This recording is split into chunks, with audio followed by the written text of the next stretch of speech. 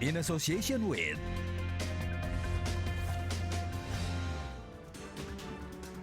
Selamat siang, saya Ratu Nabila. Hari ini kita akan berbincang dengan Prof. Wiku mengenai bagaimana update kasus dari COVID-19. Selamat siang, Prof. Wiku. Selamat siang. Ya, Prof, langsung saja bagaimana update kasus harian di Indonesia pada hari ini dan kemudian apa yang menjadi kendala dan langkah-langkah apa saja yang dilakukan untuk mengendalikan kasus harian COVID-19? Ya, terima kasih. Jadi data harian per tanggal 30 Mei 2021 terjadi penambahan kasus positifnya 6.115, di mana kasus aktifnya sudah menembus 100.000, yaitu 101.639 atau 5,6%. Dan tingkat kematiannya sekarang kumulatifnya 50.404 atau 2,76%.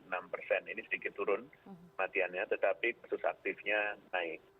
Dan kendala yang kita hadapi tentunya adalah tren kematian nasional yang cenderung meningkat, dan masih ada pelaku perjalanan yang tidak mematuhi aturan peniadaan mudik, dan ini menyebabkan kasusnya sekarang merangkak naik di beberapa tempat tujuan dan asal mudik. Gitu. Baik, Prof. Wiku. Jadi ada kenaikan di beberapa daerah, begitu kemudian bagaimana disiplin protokol kesehatan dan juga antisipasi yang dilakukan di daerah-daerah khususnya? Ya, kepatuhan protokol kesehatan yang kita monitor dari berbagai daerah memang bervariasi. Ada beberapa sekitar 43% kabupaten kota atau 147 kabupaten kota yang memiliki tingkat kepatuhan memakai maskernya lebih dari 90%. Ini kabar baik. Namun ada juga yang sebagian yang kepatuhannya tidak tinggi, terutama dipantau selama 7 hari terakhir ini di restoran, pemukiman, di tempat olahraga, jalan umum, dan tempat wisata. Dan ini tingkat kepatuhan memakai maskernya kurang dari 60%. Dan menjaga jarak juga begitu, di beberapa kabupaten kota sekitar 40% gitu memiliki tingkat kepatuhan menjaga jaraknya lebih dari 90%, bagus. Tetapi juga ada sebagian yang kurang baik, terutama di daerah-daerah tempat olahraga dan seterusnya yang tadi saya sampaikan. Demikian, Mbak. Bagaimana kemudian menerapkan disiplin dan langkah-langkah apa saja yang harus dilakukan agar kasus harian di Indonesia ini tidak mengalami lonjakan seperti beberapa negara lain?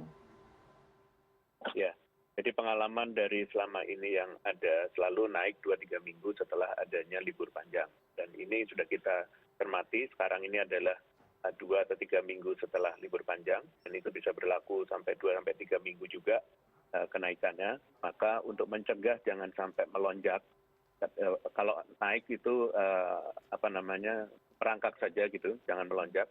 Caranya adalah orang-orang yang melakukan perjalanan pada masa peniadaan mudik dan sekarang kembali harus melakukan karantina mandiri di tempat kembalinya. Karena kalau itu tidak melakukan 5 kali 24 jam, maka potensi menularkannya ada. Maka dari itu perlu diobservasi.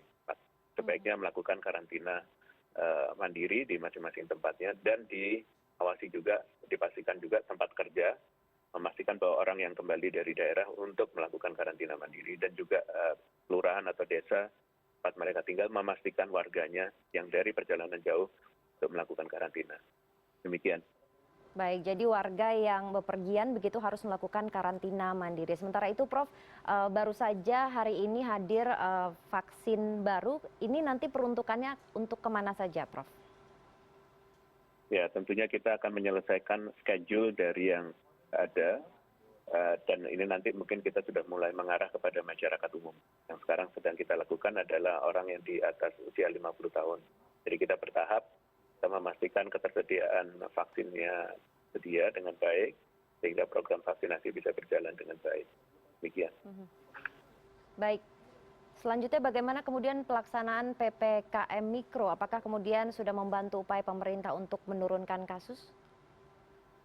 Ya, sangat. Sebenarnya PPKM Mikro, terutama di kelurahan dan desa, terbentuknya posko, terutama di beberapa daerah itu sudah cukup efektif karena kita monitor.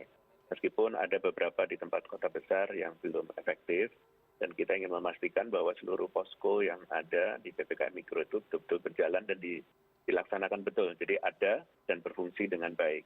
Karena itulah yang bisa mencegah kita mendeteksi dini dan langsung menanganinya dengan segera bila ada yang tertular atau memiliki gejala. Demikian.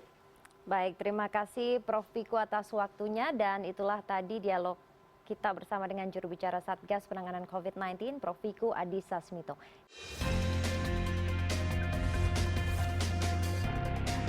In association with